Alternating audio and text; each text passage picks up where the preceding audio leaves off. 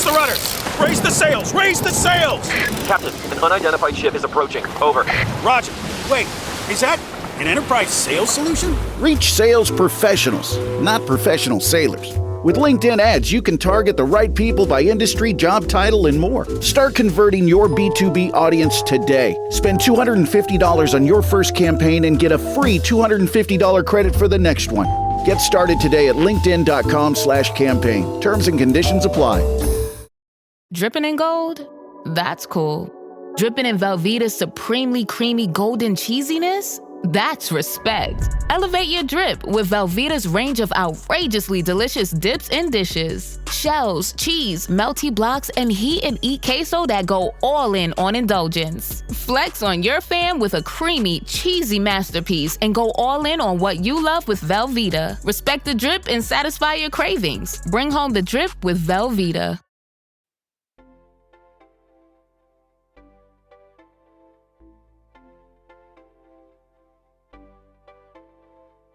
Hello, everyone, and welcome to Nerding Out on Neurodiversity, the podcast for all things neurodivergence. I'm Dr. Matt Zakreski, clinical psychologist and professional speaker, and I'm happy to be your host through the wild trails of the neurodivergent world. And I'm Jake Noonan, educational coach and humanities teacher, your co-host and producer, and I'm thrilled to help share the stories and the experiences of wonderful people in the world of neurodiversity.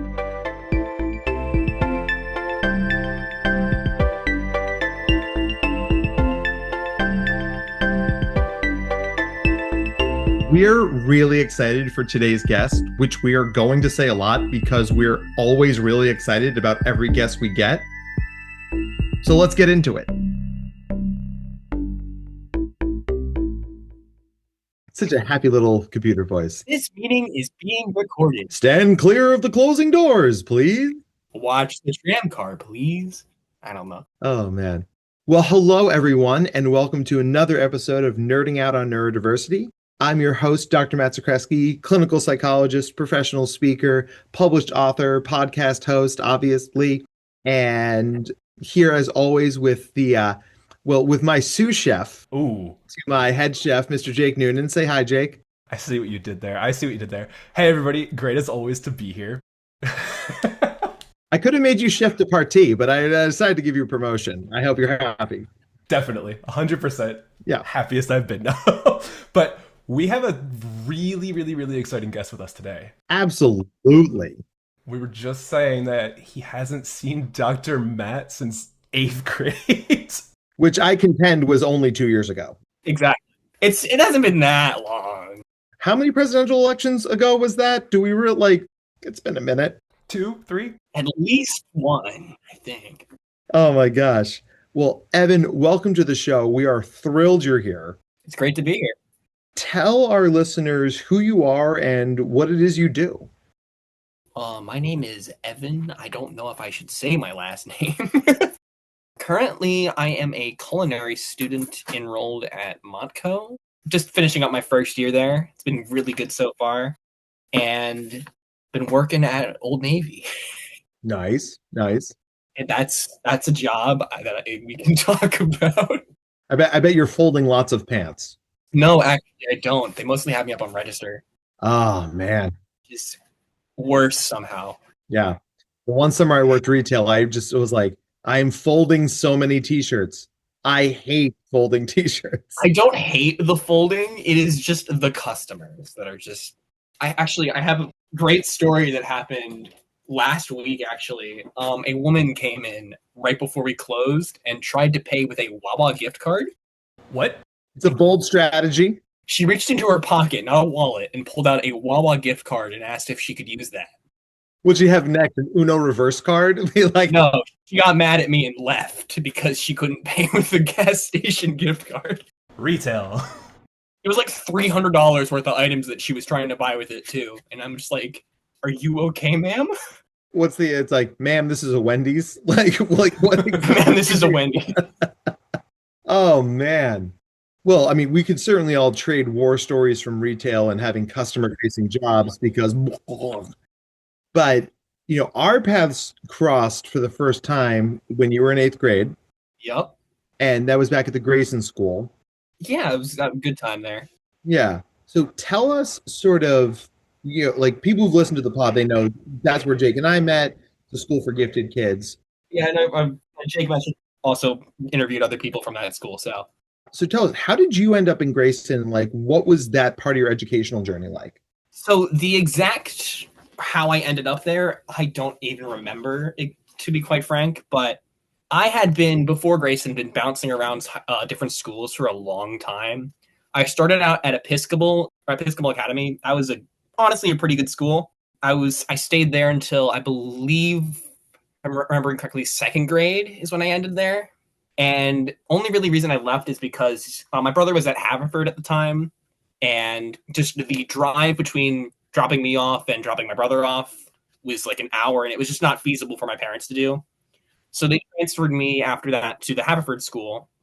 And right around that time is when I think I was diagnosed in either late third grade or early fourth. It was definitely not when I started out there. But I was diagnosed with ADHD, and around that time is when I started experimenting with medicine. And that is a story of itself.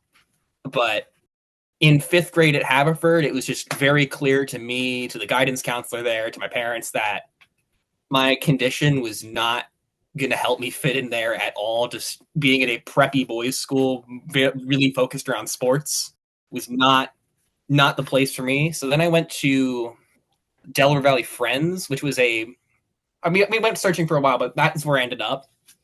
But Delaware Valley Friends was great. It was just my personality didn't really fit in with the whole being a Quaker school. I'd say is why I stopped going there. That kind of school it's pretty much exactly like Grayson. They had this whole like very maker centric thing. It was nice, but I think Grayson was a good choice to end up at in the end. Yeah, so you really just like, for people who are not familiar with southeastern Pennsylvania, I mean, what Evan's describing is basically the who's who of prep schools on what we call the main line. Yeah. The only one you're missing is Shipley. Oh yeah, I think we looked at Shipley for a bit, but it was never really like a definite thing I was going to do. They have a helipad because every prep school needs to have a helipad. Are you kidding me? They have a helipad. Yes. Oh my god. For all those private helicopter rides in. Oh, exactly. Yeah, no, it's wild. But I mean, it sort of shows not only the challenge of finding a school when you're neurodivergent that actually fits your needs, right? Yeah. Because I mean, none of those schools seem to not work because of the intellectual stuff. Oh, yeah. I was keeping pretty well with my studies in all of those schools. But then again, it was lower school, so it's not like I had many studies to keep up with. But the idea of you at Haverford Prep with like, sure, I play lacrosse on Tuesdays and polo on Wednesdays. I just don't see that being your vibe. I have a lot to say about my Haverford experience, but the one good thing I'd say was my choir teacher there. Actually, Mr. Brodeen? Yes, Mr. Brodeen. He works he worked at Haverford. I don't know if he still works there, but he was like tutor for music stuff. I didn't really work with him, but I've seen him around before then, and I think he recognized me when I came to Grayson. But other than that, my choir teacher at Haverford, Mr. Stroud, I believe is his name, he was just amazing. Like, he understood where I was at, and great to be working with him. Great guy. Other than that, though, Haverford was a hellhole, quite frank. Yeah, not my favorite place. And for no other reason that I think just the colors are just, I think that red and that yellow, just they clash. Like, their color palette. Every time I went there, I was like, it like hurts my eyes. All the buildings are that dark maroon color, and it's just like, why?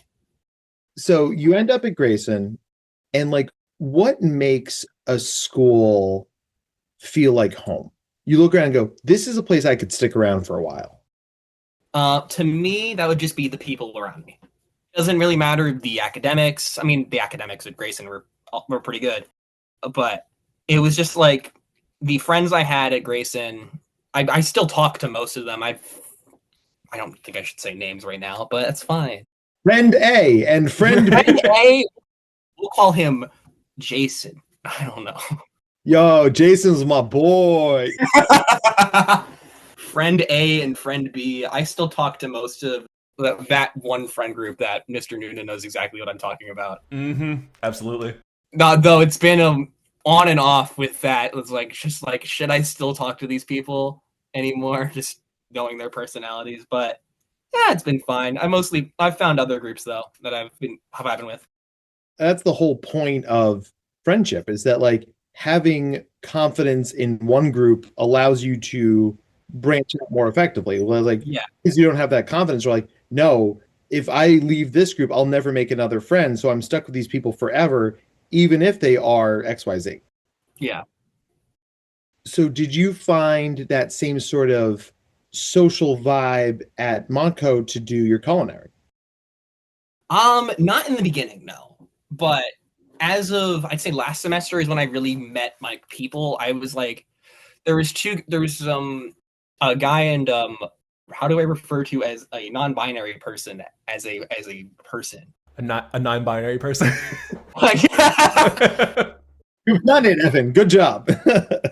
but like I kind of invaded their friend group, to be quite honest. And I was like, hey, do you mind if I hang out with y'all after this? And then I met everyone else in that group, and it's been good with them. It's been a little bit because I haven't seen them because none of them are taking summer classes, so it's a little bit hard to coordinate. Because I am unfortunately taking summer classes against my will, but hey, who can say? Yeah. Well, we'll probably ask a question about that at some point. It's not okay. I can. It's not like I'm being forced to, but unfortunately, with the culinary program at Montco, it's not the biggest. So we need X amount of people to sign up for classes, and if X amount of people don't sign up for that class, it just doesn't run for that semester. And they forecasted that the classes I'm taking now would not have enough people in the fall. Either I take them in the summer or I don't take them until next summer. Sounds to me like you're just playing the hand that you're dealt. Exactly. So, like, let's talk about, culinary and Montco in general. So, yeah, once again, for our non-Southeast Pennsylvania listeners, Montco is Montgomery County Community College. We take our counties very seriously in Southeastern Pennsylvania. Delco to I die. What? When you said Episcopal, I was like, I used to live like a block and a half from there. I know exactly what you're talking about. I think in terms of preppiness, you can't beat Episcopal. Oh, it is. Yes. I remember like I was there for a meeting and this woman came out and she's like, oh, I'm sorry. The cucumbers in your cucumber water are not nearly fresh enough. Let me refresh your cucumbers. And I was like, I was a public school kid. We had water from a water fountain and it didn't work half the time. It was filled with gum. I honestly, I think all that people really need to know about, they had a church on campus, and attendance to that was mandatory, and they also had a day where you had to go to that for an actual mass. So I think that's enough said about that school. Which is obviously exactly how we did it at Grayson too, right? I'm not to brag, but we had a church on campus because we were working out of a church. Right? Yeah, our religious things were the Church of Spock. The Church of Teletubby when I was there was a thing, and that was. No, I don't even need to talk. Oh God, you just sucked me right back. Oh, 27. Oh my God. 2017 was a nightmare. Set it on fire. Set it all on fire. God, the bottle flipping and the dabbing, and oh my God. Oh. Anywho, so you graduate high school. Yeah. And one of the reasons, I mean, like, we wanted to have you on the pod just because you're awesome in general, and it's great to reconnect. Thank you. But like the story you have is, I think, atypical for a lot of the sort of the cliche or classic gifted experience, right? Like, yeah, you're supposed to go to elite prep school and then go to elite university and then get elite engineering job. And I wanted to do that, actually. I was, what's funny? I got into my dream school when I was applying for college. I got into Rensselaer Polytech. Wow, that's a great school. I know. And I was there for not even a full semester. I got there and I shut down, essentially. Being far away from home, I couldn't focus on doing any of the work. It was just like, I bit off way more than I could chew. And if you asked me a year ago if I wanted to go back to there, I'd say, yeah, probably. But only really reason I wanted to do engineering was it's very hands-on. I love that, like, just working with my hands, creating my own thing. And that is what also drew me to culinary as well. I tried to get back into engineering briefly. I was thinking about applying to SDI, which is Sonori Desert Institute, which is like a kind of it's like a gun technical institute where they just like teach you how to make repair weaponry, do all that kind of stuff, maintenance. I don't really know what I was thinking when I was applying to that, but it never really went through with anything. And I took a year off just to work. I was a barista for a while at a restaurant called Founding Farmers. I remember Founding Farmers. Yeah. You've been to Founding Farmers? Uh-huh. But it's like, Evan, like what you're modeling here is, and I want to take a moment to appreciate your candor and your vulnerability, because like I thought we were going to tell a different story about this, but you're actually telling it in a much more nuanced way. You got into the Dream STEM school. Yeah, I got into that, and I like my first week there was amazing. Like they had this whole camping thing you could do, which I wanted to do the canoe trip, and I'm so glad I didn't get into the canoe trip, because first day when they were doing the canoe trip, they stepped on a beehive and were destroyed for the rest of that. Like, yeah, I did like a camping trip, and that was really fun. I got to meet a bunch of people who were in my dorm at the time. I still talk to like 2 or 3 of them, honestly. Like Rensselaer Polytech had a Team Fortress 2 team, which is my favorite video game of all time. And I was doing that, and I'm still friends with some of the people on that team, but we don't really talk anymore, unfortunately. But I had a great time there. But the moment I got back to campus and the moment it's like first day of classes, it just was a downhill spiral for me. What for you in those moments kind of like made it a downward spiral, or like when did you realize it? I'm just gonna throw around the word maturity for a bit. I guess I wasn't mature enough to do that kind of thing yet. Like I was like just fresh out of high school, going into a prestigious university was just a very big step up for me in terms of workload, in terms of just getting to class on time, and especially just being on my own was the hard part. How so, if you don't mind getting into that a little bit? So I have this thing with my meds that I hate taking them, and just in general. And that definitely did not help the transition of me going always on it at home to going to college and immediately jumping off of them for 3 weeks before I came back. I still don't take them now. I will be honest. I know my dad can probably hear me from across the hall, but I still fake taking my meds sometimes. I will not say how often I do this, because I do take them. It's just like, sorry to drastically change the topic all of a sudden. It's just, for me, taking my meds is like drinking alcohol in my mind. It's like being lightly buzzed, I guess. You don't feel the effects of the alcohol on your body, but there is an effect, and it is changing how you act. Yeah. I mean, what you're saying is a very common experience for kids who take meds, especially, when that's foisted upon you when you're 8, 9, 10 years old, like you were. I mean, like, and especially during that time, I was taking, I think I took like 10 different types of medication in that like time frame between 3rd and 5th grade. It's like I had this like patch for Concerta for a bit that just turned my mental state into a zombie, essentially. Like I was emotionless for a good while. It's bad. That was my experience on Concerta as well, for what it's worth. So like, yeah. I mean, I still took Concerta. I took Concerta in pill form for a while, and it was just like, it didn't make me completely emotionless. It's just like I felt numb, and I'm so glad to be off it now. I'm currently taking Strattera and this thing called Focalin, and those two have been a much better experience. Although that like hunger suppression that Concerta gave me is still persisting. So, the meds being a piece of this, but it's a huge step up to go from any high school to any university. Yeah. I think we don't prepare kids enough. I think some schools do. I don't think Grayson, to be honest, in my opinion, I don't think Grayson prepared us enough for a college experience. At least not all of us. I feel like a lot of the upperclassmen are doing very well. I'm not going to downplay the effects that Grayson gave us. It wasn't me, I guess. Yeah. It's a great reminder that even within the field of gifted education, we can still have those blind spots. Like, yeah, how would Evan not be okay? Like, and it's funny because like when you're telling that story, I'm like, for all the reasons I would have expected college not to work for you, it wouldn't have been those reasons. But it just shows you that even I have a bias of like, well, you're one of the brightest, most capable kids I've ever met.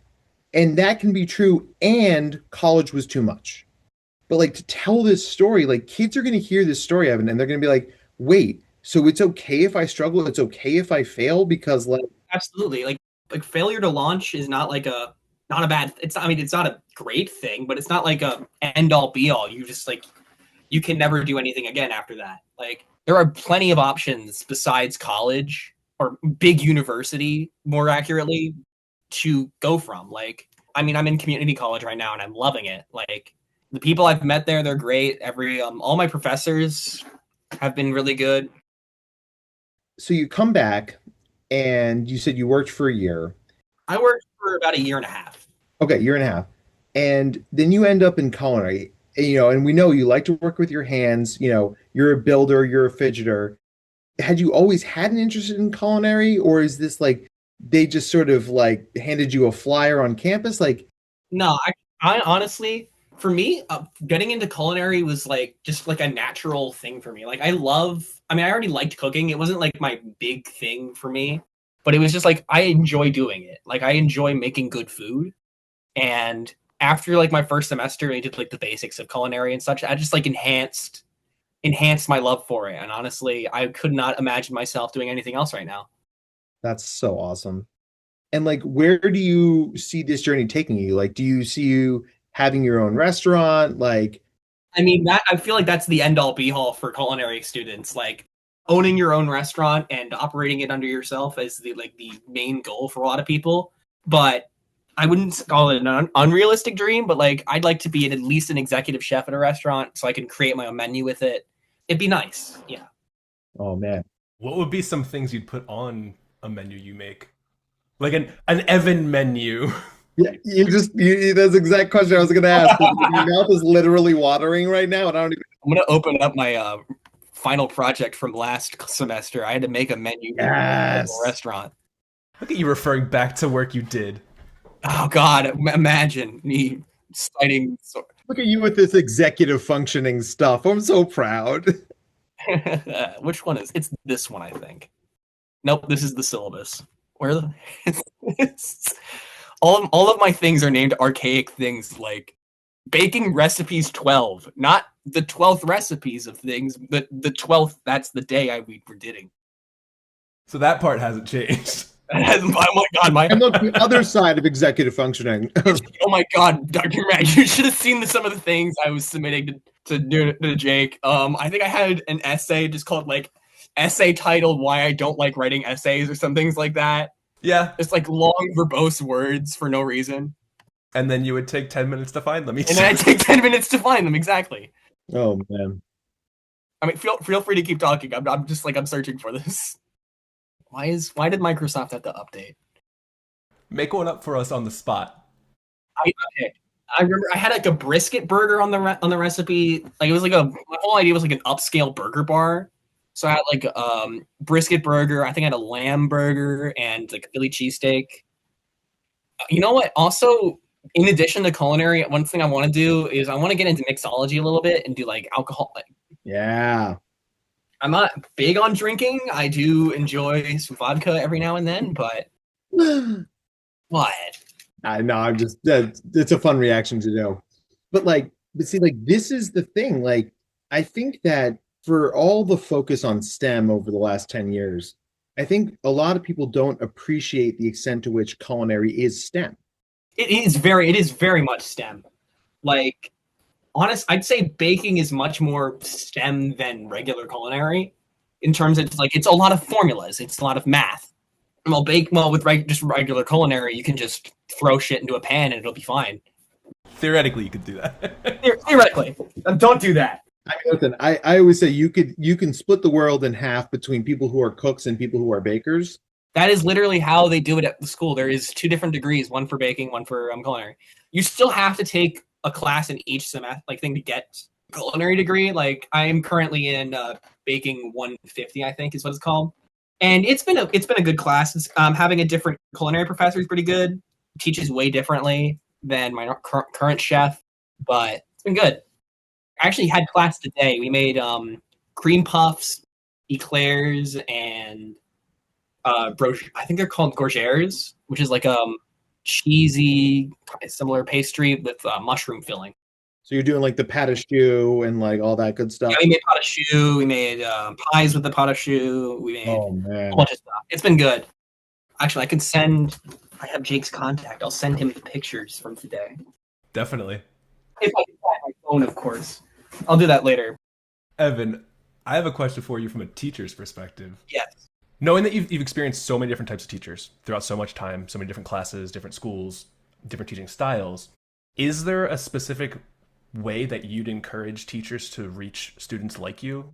Be patient. How so? Like today, like I had, like it's like we need to keep moving with stuff, but like I tend to have a lot of questions about different recipes and like how things are made. Like sometimes we'll deviate slightly, and I have trouble doing that in my head. But like, so when I ask the same question 3 times, please do not be like, I told you this already. But I understand it. I like that kind of teacher, but I also like the strictness with it as well. Like being then in that high octane setting, being able to just take control of the reins is really good. Specifically for culinary, not like just like if you're in like an English class, don't go like, everyone listen up. What would you recommend for an English class then? Am I allowed to say just be like Jake? You're the best, easily best English professor I've ever had. Oh man. In any class. I love being, just be hands-on with the work. You don't just write essays, please. Good example, like when we did King Lear, that was great. Like having us act it out in class and all that was awesome. Playing dialect was great. I actually like sent that to I've gotten into this like board game community, and I sent that to a bunch of people, and they were like, "Ooh, this sounds really fun. We should absolutely get this sometime." It's a super fun game. I still use it. You better. It's great. I just used it like 2 weeks ago. Sammy kind of ruined it with the 7 joke, but that was good class overall. I don't need to remind you of that. No worries at all. The funny number. Oh God. I still have memories of stopping that class completely just to have a conversation about laughing at the number 7. Yeah, I don't understand why still. Have you spoken to him since then? Yeah. Oh, good. Yeah, I still keep in touch with a handful of students. That's good. Oh man. So like as we think about all this, like you've done a lot of pivots, you've experienced a lot of things. So you've got a pretty good idea of what works. So let me ask the other side of Jake's question. Evan, what doesn't work for you? Like, what are things we should avoid when trying to educate neurodivergent kids like you? So one thing that a lot of my teachers currently in Montco that I've had that I really didn't like, they go on tangents. If you're teaching, teach the thing. Don't suddenly go on to a 20-minute conversation about how you were Bill Cosby's personal baker for 10 years, which is an actual story that this professor told me. And that was for a career class, by the way. I don't know how that had anything to do with it at all, but like... I also don't think the Bill Cosby part's much of a brag anymore. It's really not. It's like, I was baking for an event that Bill Cosby was at, and then he came up to me and was like, I loved your work. Can you, would you like to bake for me? I'm like, I guess. That was interesting to hear, but we're trying to hear about how we can progress our careers. That's be much more important.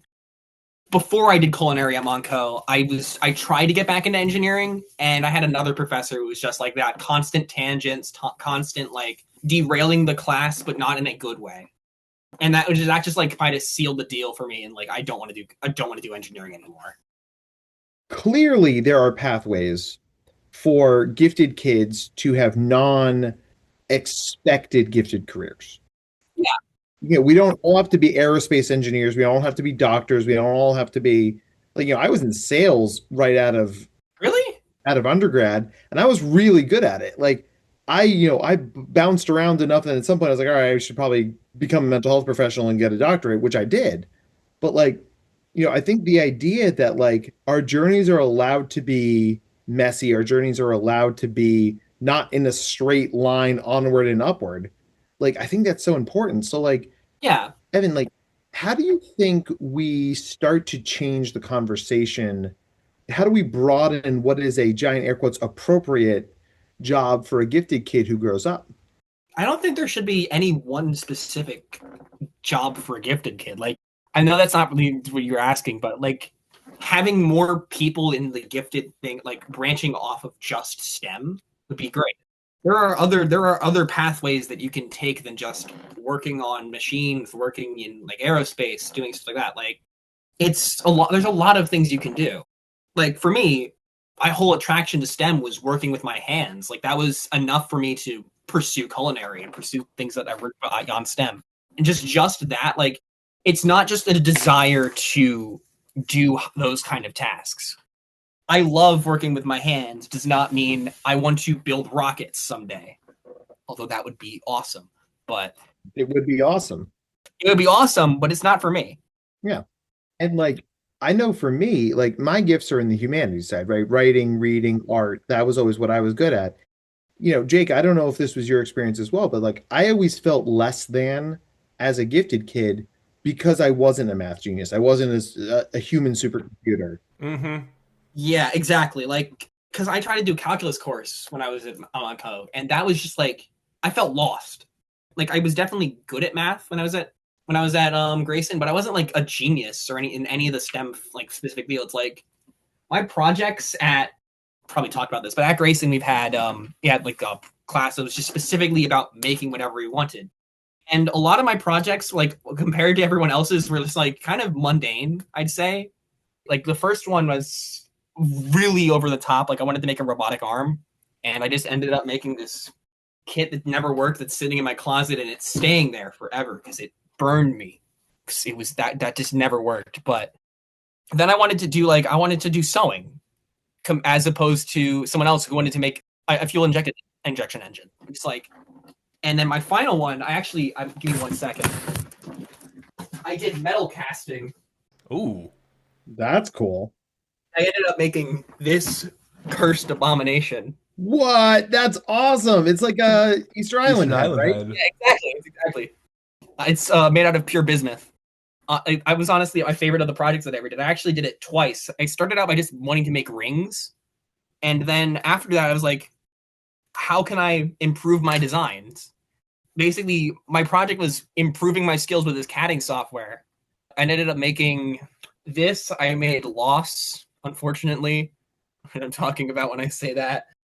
I have a few other things, but they're not really in the best of shape anymore because they were like brittle, and I don't really know what happened to them. I still have all that stuff with me, all the kit from that. It was great. How did it feel like being in the class with everybody else doing more like STEM stuff, and then you trying to be like, I want to do more of like a combination if I can? A little, just like it was hard. It felt like I wasn't like. It felt like on days where like I could see everyone else doing all this. Like I remember, not going to say their name, but on sheet metal they painted out like a Bayeux tapestry kind of thing, but for World War II.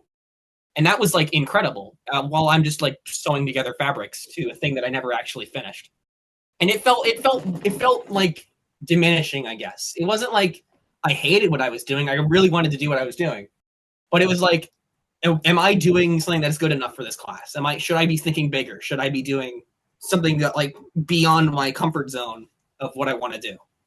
Did you have that introspection like in the moment as well, or was it more looking back on it? Throughout the class, honestly. Just like every single time, it's like everyone seems to be making so much progress. Why am I not making as much progress as them? Right. Dr. Matt, I thought you were going to say something right there. I was just sort of just letting that wash over me a little bit. So like, Evan, if I can ask you a really personal question. Go right ahead. Through all this introspection and these like starts and stops, like it's not a clean narrative, right? It's not like I went to college wasn't for me, then I found culinary, now I do culinary and it's great. It was, no. So like, what's been the impact of this sort of starting and stop on your mental health? And have you sought out any support for that? So I used to do therapy a lot before I went to college. And then I did some when I came back, but I haven't been to an actual session in a long while. I'd say it's been over 6 months now. I have found support through other means at this point. Like I have online friend groups. I have real personal friend groups that I can vent to my issues about. It's been a lot. I found a lot of connections through people online. Actually, I found a lot of connections through people online. Like that's how I met my current partner, to be honest. But it's been good, really nice. I'd say I'm genuinely happy where I'm at right now. It's stressful but that doesn't take away from the joy of where I'm at. That's exceptionally well said. That like a satisfying life path isn't about having no stress or no challenge. Although that would be nice. Yeah. I've got a question for you from all that real quick, Evan. Go right ahead. What would, correct me if I'm wrong, you are 21 now, right? Yes. 22 in November. Like, okay. Which is still weird to me because, ugh. I know, right? I can drink. Yeah. Thanks for that. Weird. I'm sorry. Can you imagine I'm that? sorry. You're gonna start aging like the Crypt Keeper. Like, Oh my god, my 21st birthday was a nightmare. Oh no. What would current 21-year-old Evan say to back then? How far back are we saying? Let's go 8th grade. When Dr. Matt and I both knew you. Not that we don't know you now, but like first met you. I don't think we really talked in 8th grade. Like, I only met you in 9th, mostly. Like, you were there. Like, you were the substitute teacher in 8th grade. Yeah, for your 8th grade. Yeah, and then you became one of the best teachers I've ever had, for sure. I'm not good at taking compliments, Evan. talk about like all things neurodivergent people have in common. Your music is great, by the way. I still have some of your songs in my main playlist. We have those 2 new ones out too. Wait, what? I didn't see that. You know he's not your teacher anymore. Like there's no more brownie points to earn with him. It's you're I'm not giving a brownie point. I'm just saying he makes good music, and I did not know he made 2 more songs. So I'm going to go listen to those after this. Go listen to Danger Club. But what would current Evan say to 8th grade Evan? It'll be okay. You're stressed now. You're going to be stressed for a long time, but it's worth it in the end. Can you give us like 3 really good reasons why it's worth it for you? Ooh. Well, for starters, I feel like at this point in time, I feel like my life is finally on track to where I want it to go. Like Grayson was definitely like I'm going to go do STEM. I'm going to go do STEM. And then the moment I went to go do STEM, it was like, I hate STEM. And it's just like, I felt lost for maybe a good 2 years until honestly, like I found solace through choir. I don't really do it anymore, but I still sing a lot. If you ask anyone who knows me, I sing a lot. But yeah, my life is on track. Is where I'm at. And I honestly was just about to go into an unrelated tangent that I already forgot. So another thing that I do often. Authentic. I mean, I think that, you really sort of laid out for us that like the journey can take starts and stops. It can be not in the direction you thought it was going to be. Yeah. And like, I always say success is a journey, not a destination, right? It's not like I've crossed the finish line. I'm done now. I wouldn't say that. You can always do better. Right. Like, there's a thing that we say in like the culinary class. Like, I mean, it's a kind of an inside joke, but like also not really. Like, I don't know how to cook. It's like, I may think that I have a lot of the basics down, but I can always do better. I can always improve myself. I can always do a lot more. Evan, what was that whole Socrates thing? Oh, God. A wise man knows he knows nothing, even though that's not the actual quote. Yep. But yes, in general, the journey is much more important than destination. One of the things that I think has always been sort of it's like the heart of the complexity of the gifted journey is that the more you learn about something, the more you realize you don't know. Yes.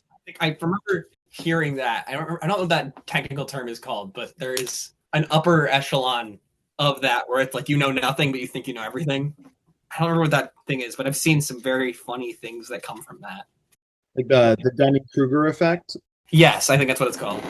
Yep. Mm-hmm. Otherwise known as any comment section of any social media post ever. I remember seeing this thing a while back. It was like a man covered himself in lemon juice because lemon juice is invisible ink. So he thought that covering himself in lemon juice would make him invisible. And he tried to rob a bank. Genius. Didn't test it first? No, he didn't. He just did it. He went for it. No notes, flawless logic. Oh, it's fine. Being shown camera footage of him robbing the bank, he went audibly, but I used the juice.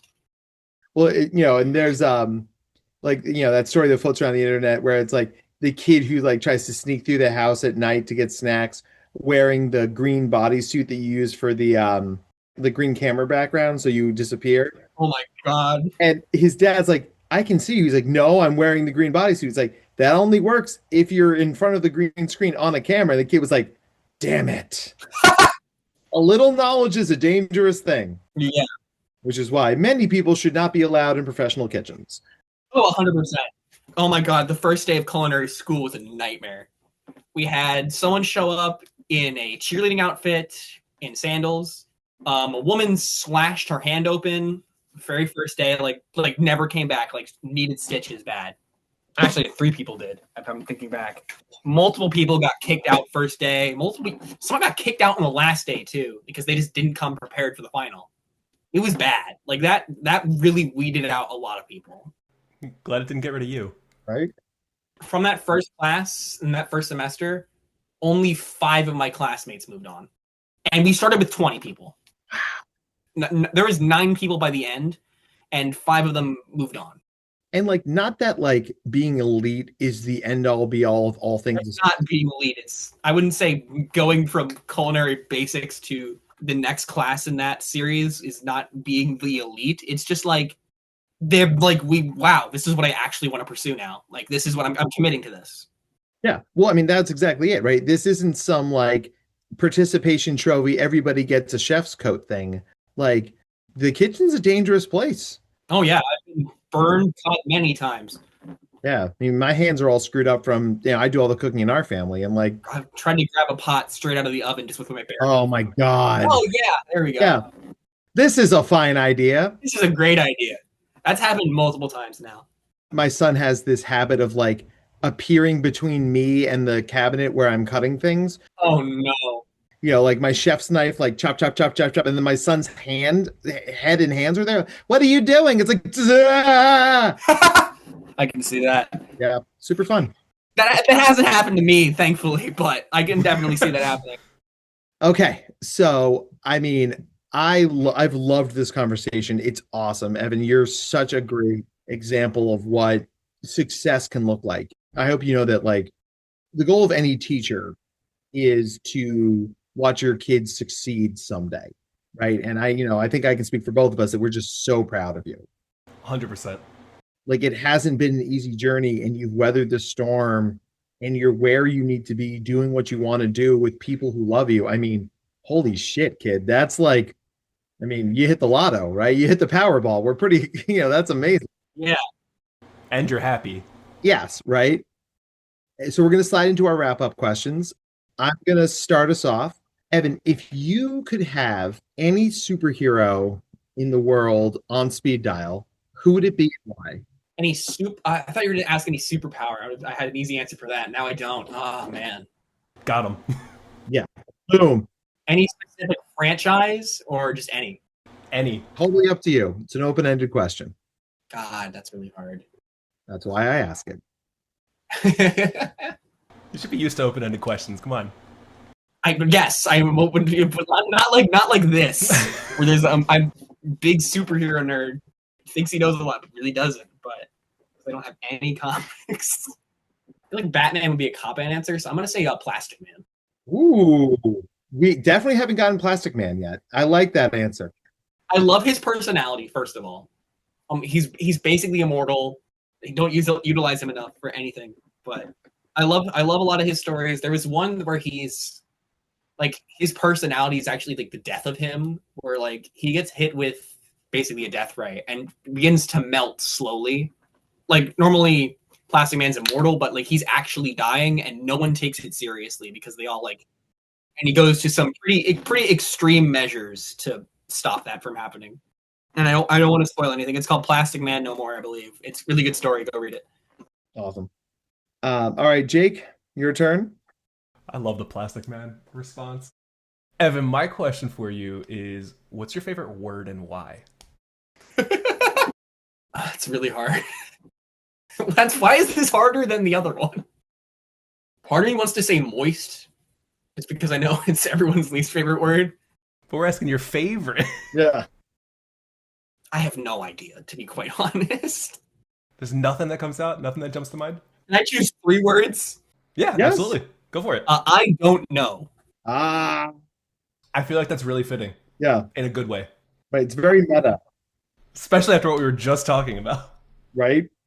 I love that answer. That's a great note to wrap this up on. Because honestly, if there's a theme, if there's a connecting theme of this episode, it's that not knowing is okay. Yeah. Right? Sometimes the best answer is I don't know. And that's kind of awesome. So, Evan, is there anything you'd like to leave our listeners with? Any words of knowledge or, advice for the road ahead? Things will always get better, no matter where you're at in life. You can always improve. There's never a point in no return in your life. You can always improve yourself. That is amazing and very insightful advice. So I hope our listeners take that seriously because it's really true. So on those beautiful, wise words, we're going to wrap up this episode of Nerding Out on Neurodiversity. For all of us here, I'm Dr. Matt Zakreski, honored and privileged to have listened to future executive chef Evan telling us his story. Thank you. Yes, chef! I can send some photos of my work if you want to use that, by the way. Absolutely. Yes, please. I'll send them to Jake and he can forward them. Yay! Thank you for listening with us, going on this journey with us, and for trusting us with your time. We're going to get out of here. Jake, do you want to send us out? Absolutely. Take care, everybody. Thank you for listening. Evan, thank you as always for being here. It was amazing to see you. Good seeing you as well. And to hear just about everything you've been doing. It's such a joy for us. Thank you. Now clear down your kitchens! Nerding Out on Neurodiversity is brought to you by Dr. Matt Zakreski and the team at the Neurodiversity Collective. To learn more about the Neurodiversity Collective or to be a guest on the podcast, please visit our website at www.theneurodiversitycollective.com/podcast. Audio and production by Jake Noonan. Show your support by subscribing, leaving a 5-star review, and telling your friends about us. Our Instagram and social media handles are at #NoonPodcast, NOON podcast. Your support is appreciated and keeps us going. All discussions presented on this podcast are strictly for informational purposes, awareness, and understanding. The advice presented is not and should not be considered to be therapeutic in nature. If you have any mental health questions, please contact your provider. All rights reserved.